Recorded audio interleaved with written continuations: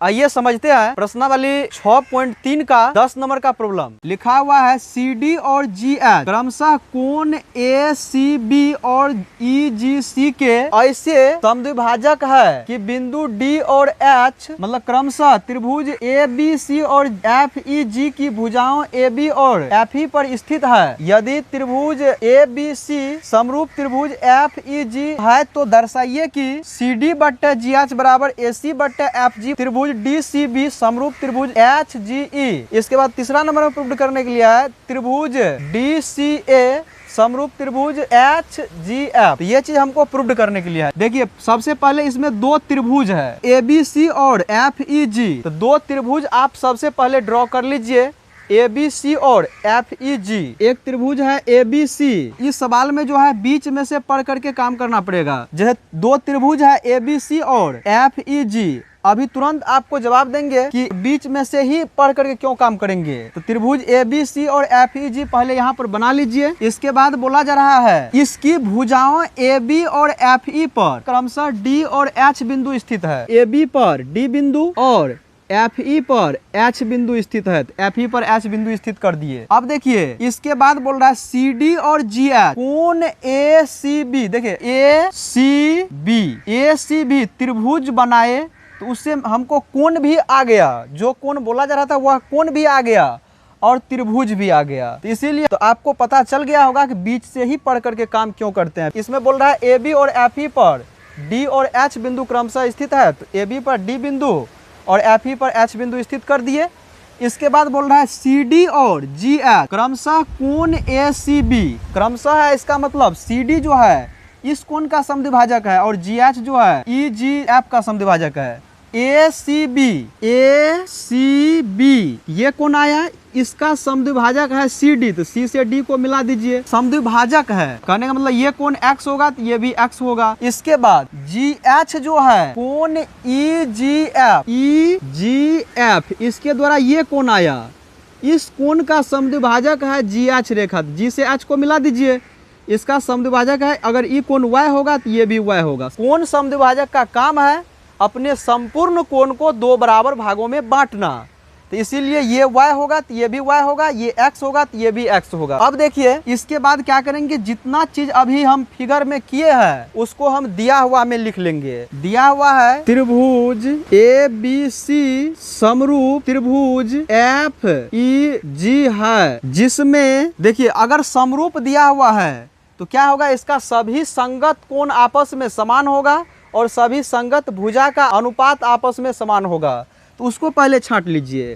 कहने का मतलब कोण A हो जाएगा कोण F के बराबर, कोण B हो जाएगा कोण 2 नंबर का एंगल 2 नंबर के कोण E के बराबर, कोण C हो जाएगा कोण G के बराबर। अब देखिए इसके बाद संगत भुजा का अनुपात छाटिए। यहाँ पर आ जाएगा AB बट्टे इसका फर्स्ट सेकेंड AB अब बट्टे आ जाएगा FE बराबर इसका सेकेंड थर्ड BC अब बट्टे आ जाएगा EG बराबर इसका फर्स्ट थर्ड AC अब बट्टे आ जाएगा FG। इसके बाद कोण ACB एवं कोण EGF का समद्विभाजक रेखा क्रमशः CD एवं GH है। D एवं H बिंदु क्रमशः AB एवं FE भुजा पर स्थित है। इतना ही चीज आपको दिया गया है तो सिद्ध करना है। एक नंबर में CD बट्टे GH बराबर AC बट्टे FG। दूसरा नंबर में सिद्ध करने के लिए है त्रिभुज DCB समरूप त्रिभुज HGE। इसके बाद तीसरा नंबर में सिद्ध करने के लिए है त्रिभुज DCA समरूप त्रिभुज HGF। इसके बाद जितना चीज दिया हुआ था दिया हुआ में लिख लिए, जो चीज बोल रहा था सिद्ध करने के लिए वह सिद्ध करना में लिख लिए। इसके बाद क्या करेंगे, अगला स्टेप है प्रमाण का। प्रमाण से सवाल बनाना स्टार्ट करेंगे। एक नंबर में इतना सिद्ध करने के लिए, तो ये सिद्ध होगा कब, जब ये दोनों त्रिभुज में से कोई भी त्रिभुज समरूप होगा तब, या तो ये कंडीशन या तो ये कंडीशन प्रूव्ड हो। तो ये कंडीशन प्रूव्ड कीजिएगा तब भी नहीं आएगा, संगत भुजा का अनुपात छाटिएगा CD बट्टे GH तो आ जाएगा, लेकिन आपको AC बट्टे FG इससे नहीं आएगा, क्योंकि AC FG इसमें है ही नहीं। तो इसको भी समरूप कीजिएगा तब ये आ सकता है। पहले तो समरूप करने का सोचिए, ये 2 नंबर और 3 नंबर का प्रूव्ड कीजिए, 1 नंबर का ऑलरेडी प्रूव्ड हो जाएगा। तो सबसे पहले 2 नंबर का प्रूव्ड करने का कोशिश कीजिए, तब आपको 3 नंबर का प्रूव्ड करना है, इसके बाद 1 नंबर का प्रूव्ड करना है। इसमें क्रम थोड़ा सा उल्टा है, 2 नंबर 3 नंबर, तब ये 3 नंबर जैसे ही प्रूव्ड कीजिएगा यहाँ संगत भुजा का अनुपात छाटिएगा, अपने 1 नंबर प्रूव्ड हो जाएगा।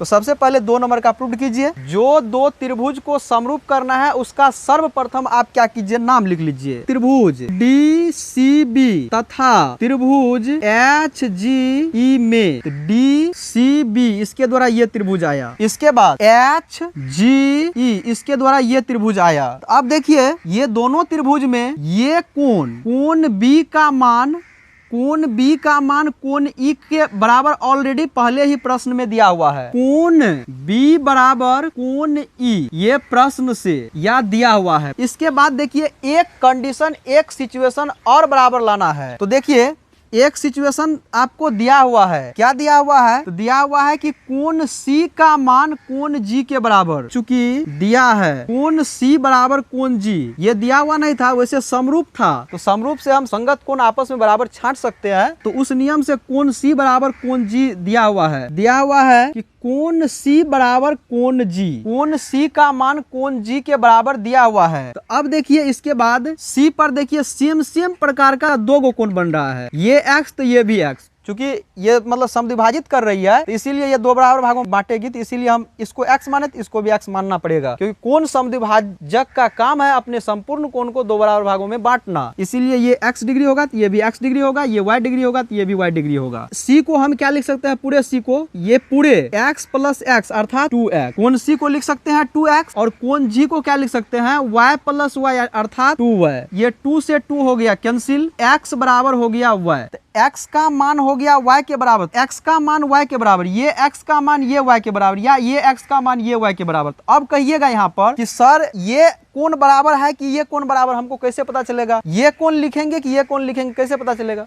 आपको जो चीज का जरूरत है वहां पर x दोनों ना है, अगर आपको कोण DCB का जरूरत है तो DCB लिख दीजिए x को, या कोण DCA का जरूरत है तो x को DCA लिख दीजिए, y को भी ऐसा ही। अगर आपको EGH का जरूरत है तो y की जगह EGH लिख दीजिए, अगर आपको FGH का जरूरत है तो कोण y की जगह FGH लिख दीजिए। दोनों ही मतलब बराबर है, कुछ भी यहाँ पर आप लिख सकते हैं। इसको हम लिख सकते हैं कोण x को DCB, एंगल DCB बराबर, इसमें लिखिए एंगल HGE या EGH, एंगल EGH, समीकरण हो गया ये एक। तो ACX को हम लिख सकते हैं, इसी x को ACD बराबर एंगल FGH, ये हो गया समीकरण 2। एंगल DCB बराबर एंगल EGH, ये हो गया समीकरण 1 से। समरूप होने के लिए कम से कम 2 चीज बराबर करना पड़ता है, 2 चीज आ गया, ई कोण के लिए भी A आएगा, ई कोण के लिए भी A आएगा, तो कोण प्रमेय से ये हो जाएगा। तो AA समरूपता